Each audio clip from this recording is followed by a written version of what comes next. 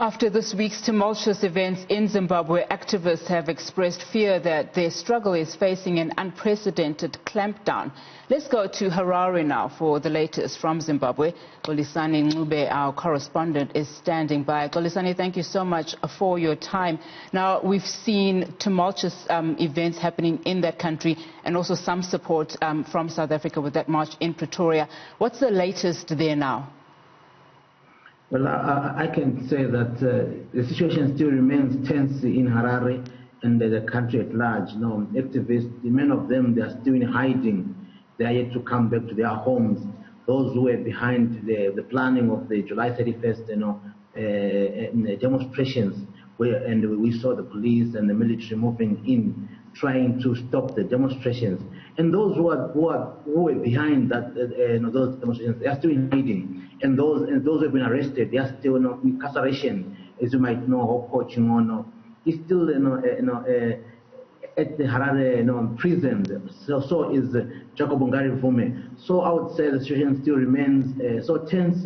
And the police, they are still on lookout, demanding or in search of those who ran away from their homes but were behind these demonstrations. They are looking for people like Job Scala, the MDC Alliance, vice chairperson. They are also looking for Godfrey Tenengam and others. Also, some journalists they are still unwanted in this particular case. I'm talking of Tumultuous, who is one of those journalists who broke the corruption story along with Chingono that led to the sacking of the Minister of Health.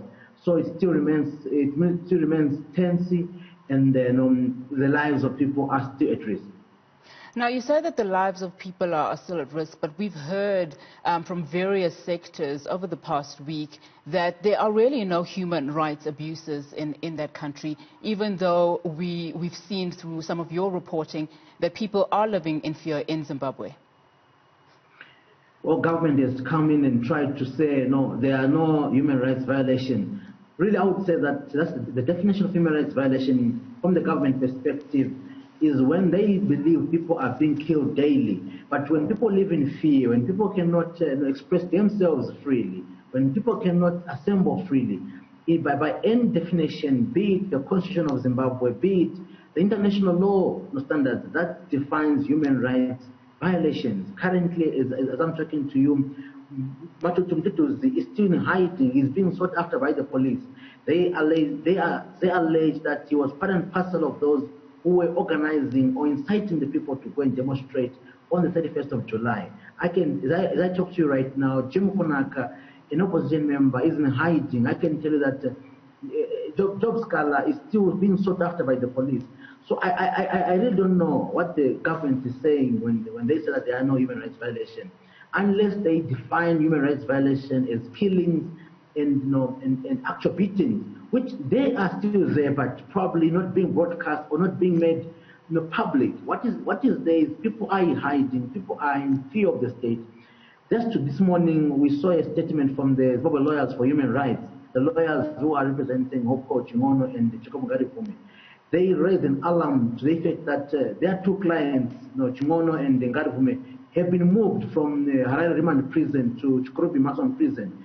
They are now being made to suffer like they are already convicted criminals. So on that alone, it's a human rights violation. They allege that as lawyers, they were denied access to their clients yesterday when they went to have a brief with them. The prison officer said, you cannot talk to them in our absence. So that on its own makes it difficult for the two inmates or for the two suspects to confine their legal practitioners. To me, all those define human rights violation. I don't know really what government would be defining as human rights violation if those do not meet the standard of human rights violation. Now, Xolisani, at a practical level, we've seen a number of people coming out in support of Zimbabweans, some even protesting here in South Africa. At a practical level, they're showing their solidarity with the people of Zimbabwe. What has been the official statements from the South African government and the AU? As you might be aware, President Cyril Ramaphosa is the chairperson of the AU, and as you might be aware that last week he appointed Madam Walegambete and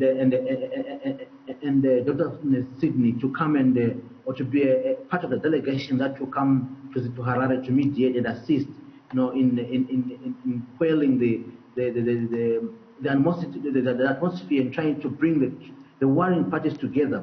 So that to me signifies seriousness of South African or the people of South Africa and the AU at large to try and solve or assist Harare to stabilize its political situation. But already there have been people who have been questioning the credibility of these two people who have been appointed as mediators or to try and, as part of the delegation that has been assigned to assist Harare. The question has been their loyalty to the current regime of President Emmerson Mnangagwa. They have been accused of being those who support the establishment. But I still believe that their credibility will put to test on what they produce, as well as who they interact with when they come to Harare. Those are the key issues which will be put to them to say, who are you meeting? Who would you define as key stakeholders in the crisis in Zimbabwe? Because Zimbabwe has got so many stakeholders. There's the military, there's the government. There is also a fragmented opposition, which government cherry picks to say, this is the opposition, this is not the opposition. Those are the issues which will come to play when Walegambete as well as Sydney come to Harare and interact with the key stakeholders as the statement was framed. Now, the EFF leader, Julius Malema, in his address for Women's Day here in South Africa, he said something along the lines of the youth must rise up in Zimbabwe and not fight from behind social media in South Africa or in London for that matter, but they should actually be there in the trenches. I mean, how practical is that, given that activists in Zimbabwe are saying that they've expressed fear that their struggle is facing an unprecedented clampdown? Is that really possible for the youth of Zimbabwe to really take up the government of Zimbabwe? Well, if you were to read the law of this country, it's practical. But if you were to look at how the military responds to, send voices to how the military, the security system responds to all those who oppose government, you would think that these people, they're exposing themselves. Let me just give you an example of a 22-year-old journalist based in Bulawayo, who was among the top team of journalists who broke the corruption story in government. He was last week abducted, tortured, and he was down. When he went to hospital, the doctors were so alarmed to the extent